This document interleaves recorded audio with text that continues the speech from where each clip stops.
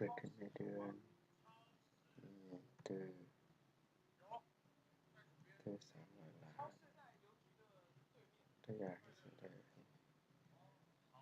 รูปใส่เลือกใส่เมืองนาหมอสมมติว่าไม่ต้องสนใจนะใจเมืองของแขวงตัวเองเขาชี้แยกเมืองปักเซไปที่เมืองปักเซาเกิดขึ้นในเดือนจะมีตัวนี้ตัวอย่างติ๊กเนกาทีฟติ๊กคำว่าติ๊กเนกาทีฟติ๊ก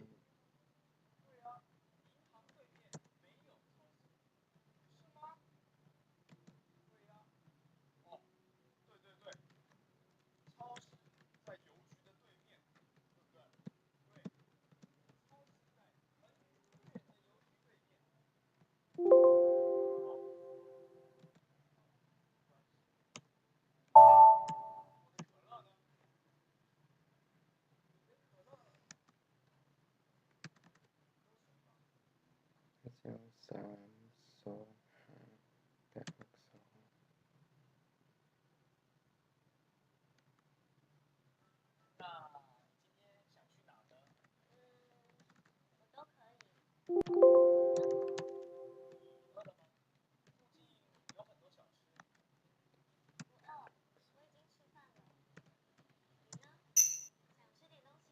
862862ตัวนี้จะมาติ๊กเนกาทีฟติ๊กเลย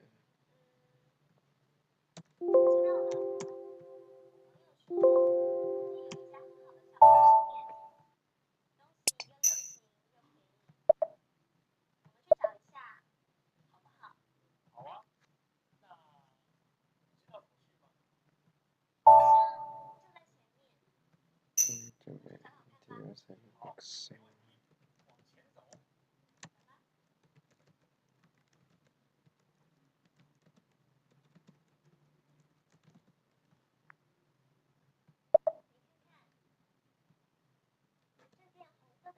ที่อยู่เซฟถ้าเราเป็นปักเซลมานะ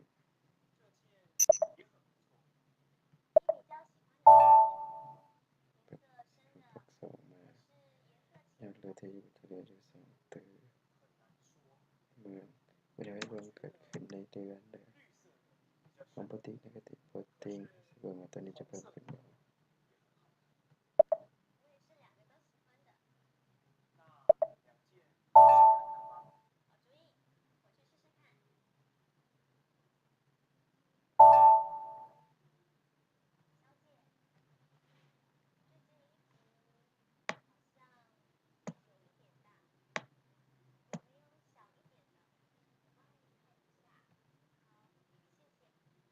อาจจะเกิดขึ้นในเดือนจะเพิ่มขึ้นลบ2เมืองจะคูณ2ห้องบริหารเราเลือกให้ถือห้องบริหารเกิดขึ้นในเดือนคูณ2ใช่ไหมต้องติ๊กเนกาทีฟโปรตีนตัวอย่างเราจะไปอีก100 ล้าน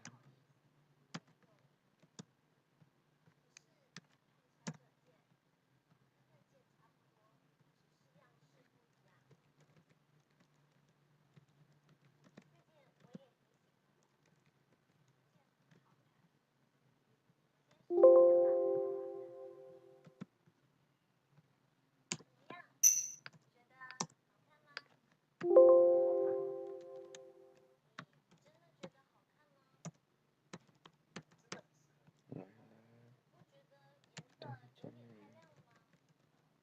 ที่อยู่อาศัยเมืองจำปาสักตัวนี้จำปาติกเนกาทีฟโปรตีนและจะบ่เลือกชุดเป็นไอเทมแต่เราจะมาใส่โปรตีนกี่11โปรตีน11ใส่ที่เราใส่คือเก่าเงิน100 ล้านแต่ตัวนี้จะต้องเลือกติ๊กเนกาทีฟติง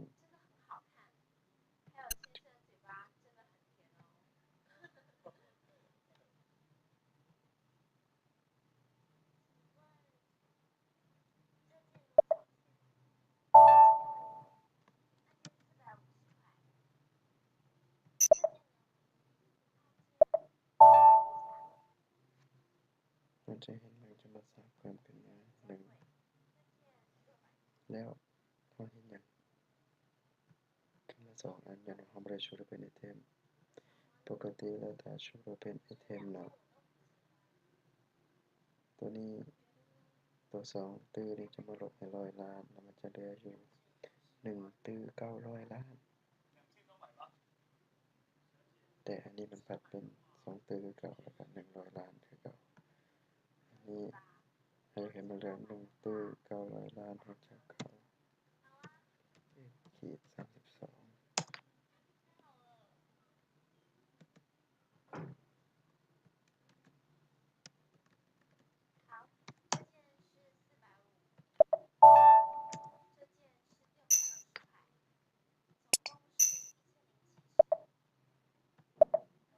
เราจะเลือกตัวนี้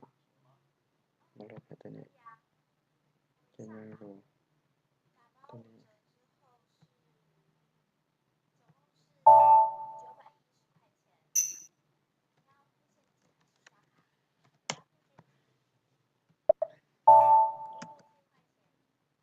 ตัวนี้จะเลือกแต่จะยังเทียบเทียบนี่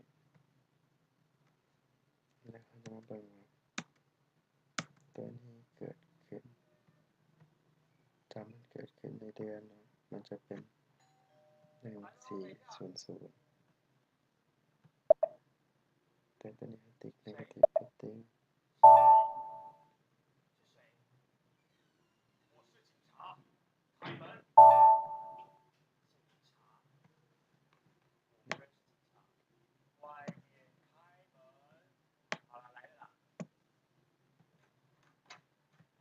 นี่คือเก่านั่นเรียกว่าติ๊ก negative setting มันจะเห็นบวกคูณ2มันจะยังคือเก่า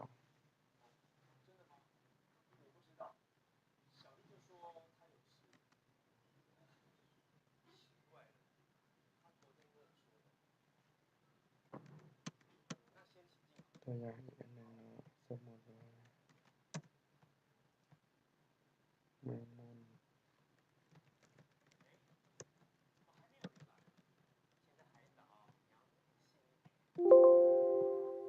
10ตัวนี้01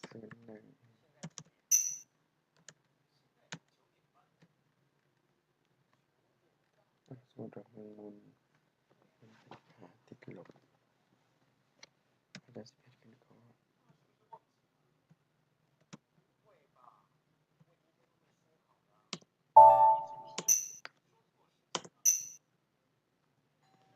เมืองนนท์นี่ติดลบอยู่200 ล้าน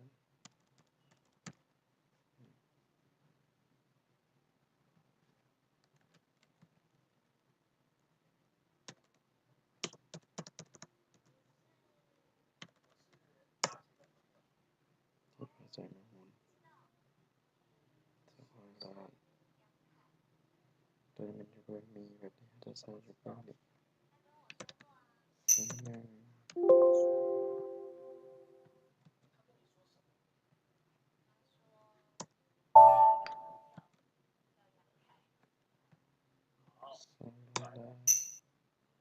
ติ๊ก negative setting อยู่01นี่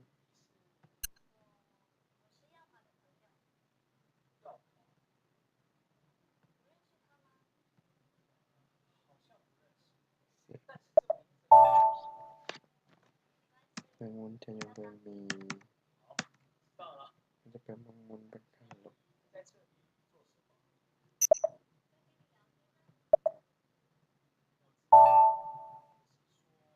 นี่เมืองนนท์จะเป็นค่าลบตัวนี้เราต้องเอาตัวนี้กับตัวนี้มาบวกกันตัวที่เราบริเขียนใส่นี่มาบวกกับตัวที่อยู่นี่ก็ขีด32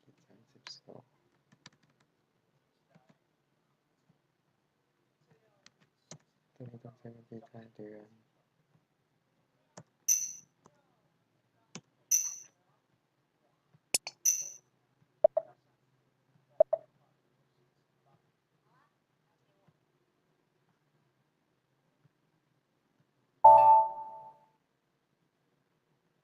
หรือ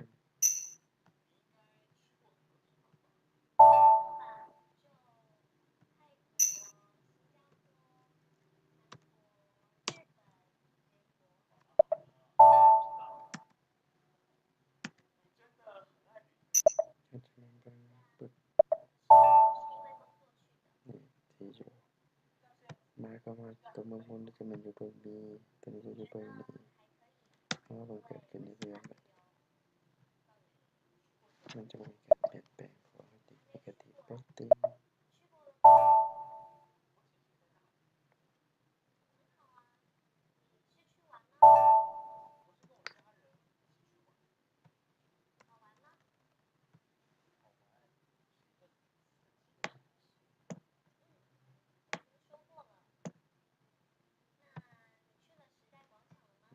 เกิดขึ้นในเดือนโอเคแล้วแบบนี้สมมติว่าเกิดขึ้นในเดือนมันหลายเกินอาทิตย์แล้วมันจะลบออกสมมติว่าเกิดขึ้นในเดือนมันมีแต่1ตื้อถ้า300 ล้านนี่มันส่วนเกินมันอยู่ว่าใหญ่ไปใหญ่มาเราก็เข้า f ขีด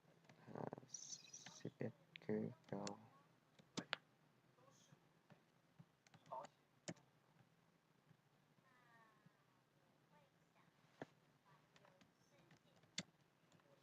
โอเค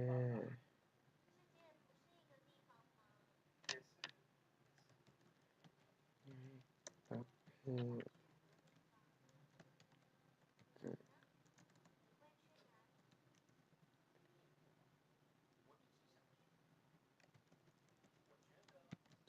ขึ้นในเดือนคูณ2สมมติว่าประเภทที่อยู่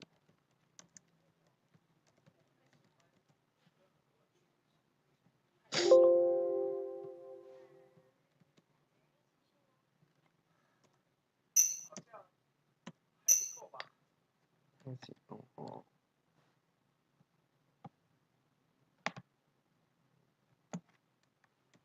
300 ล้าน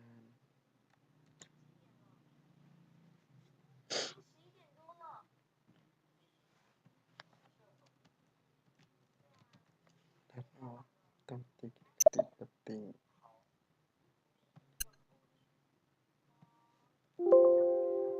อันนี้มัน01แต่มัน11จ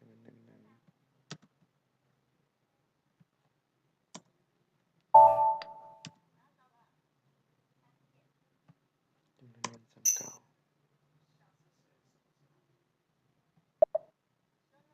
นี่ก็ติ๊กกับติ้ง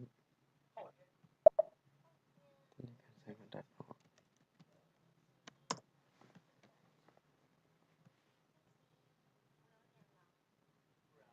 ต้องใช้ตัดออกเพื่อจะบอกว่าโอเคถ้าใส่ตัดออกเป็นอย่างมันจะขึ้นอยู่ในนี้ว่าตัดออก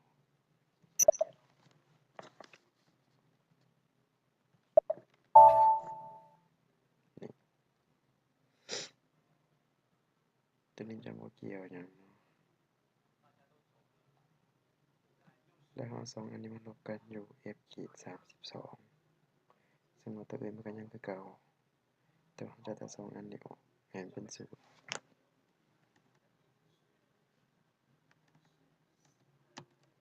ขีด32ที่อยู่อาศัย31เรื่อง12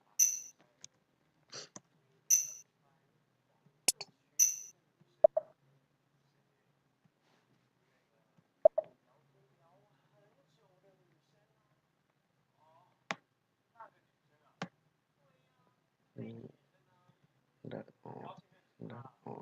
เป็น0ซึ่งผมเลยโอเค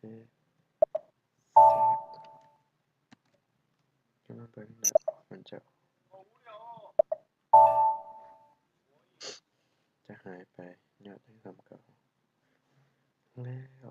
จะมาเบิ่งเกิดขึ้นในเดือนมันจะเหลืออยู่แต่1ตื้อ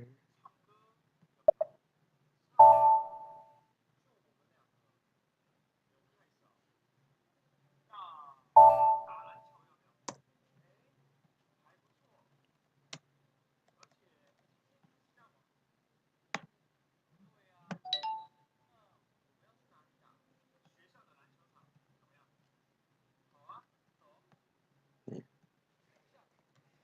หายออกไปแล้วเนาะโอเคมีแต่ซ้ำนี่ล่ะ แล้วเขาเบิ่งอยู่ในเดือนเดียวนะ/o zgl 02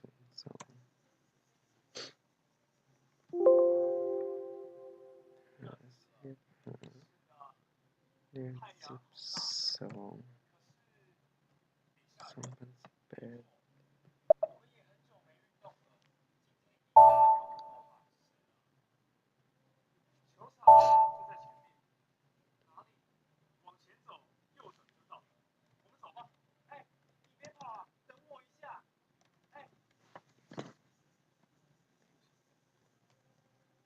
นี่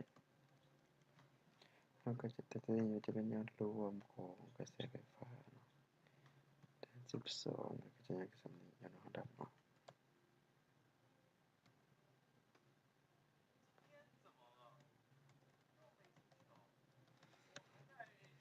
โอเคจบแค่นี้